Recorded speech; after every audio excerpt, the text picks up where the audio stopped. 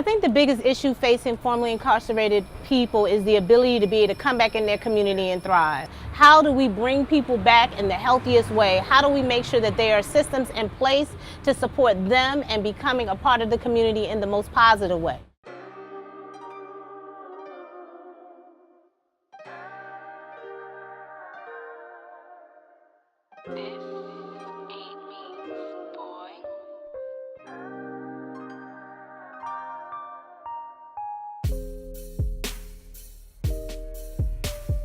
Those who are formerly incarcerated need resources that immediately support them.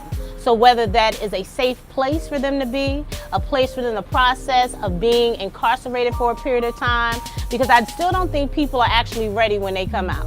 I think about my cousin, he has been a habitual person in the prison system, and there were never systems in place. There might have been a girlfriend, but there wasn't a system. So having mental health available, having secure housing and a safe environment, not putting them in the same environments that they were in, because you're gonna naturally go back to what you know.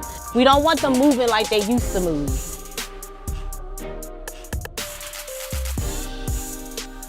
When I was 16 years old, I was incarcerated for attempted murder. Initially, when I first came back into my community and I was dealing with the rehabilitation process, it was, oh, he alright, I didn't know he was gonna be alright. Because I actually got 15 years in 2009, so I wasn't supposed to come home till 2024. But during my entire incarceration, I was doing so many things that when it got time to present my new me in front of my judge, she gave me time served. So nobody expected to see Lil Aunt come back home that fast or anytime soon. So when I came home, they weren't ready for a KUE, which is the name I earned through a process where I was educated, where I was challenging all of my old thoughts. They were still thinking that Lil Aunt was ready to come home. I had to work up and prove that I even deserved those jobs with the criminal record. So it was like I was getting put in positions where who I am and how I present myself and what I say in those resumes were the only reason why I was getting opportunities compared to what that rap sheet would say. Because then when I gotta explain that, I gotta really tell you about my 16-year-old self and why you shouldn't deny him, or you just not even care about him and just deal with this 23-year-old new me. I want people to know that formerly incarcerated people are just that, formerly. And it is our responsibility not to consistently put them in a space of shame and judgment, to be truly invested in them. Black and brown people are the most negatively perceived when it comes to being incarcerated, because that is the narrative that is currently out. And I think it is our responsibility to make sure that we have counter narratives to that. The purpose of a narrative is to confuse people. It's to have you thinking in a one-dimensional way about what black and brown people do. And so if you think that every black and brown person does is rob, steal, and pillage, that's where you're gonna stay. And so it's our responsibility to create opportunities in which people are seeing black and brown people doing all types of things. And realize that we are doing those things. It's just that that narrative is not being shown in the same way.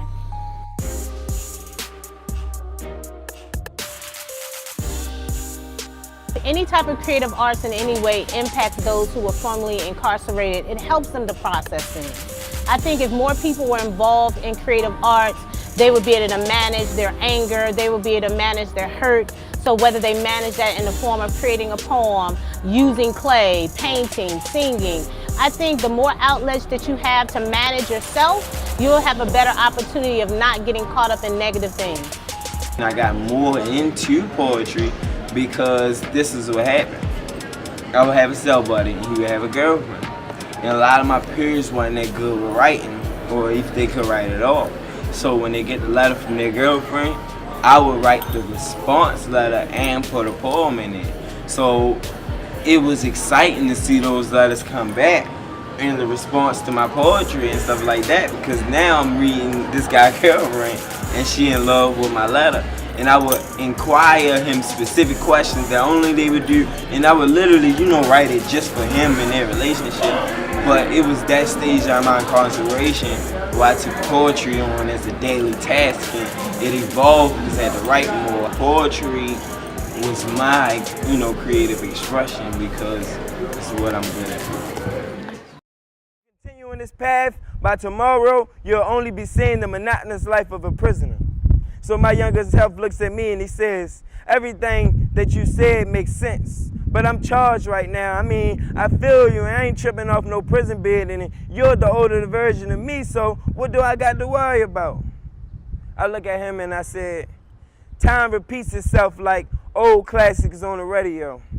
Smooth streets wither away and transform into rocky roads, and holiday seasons invoke feelings of nostalgia.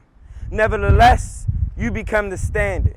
You only need to realize that you can't live the movie life. There's no script or predetermined ending. It is through your will and your vision that your future will unfold. Cages are meant for no one.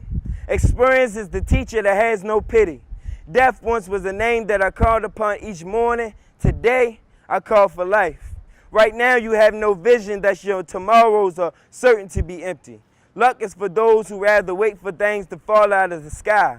You must be a man of decisiveness. For those who fail to plan to fail. For those who fail to plan to fail.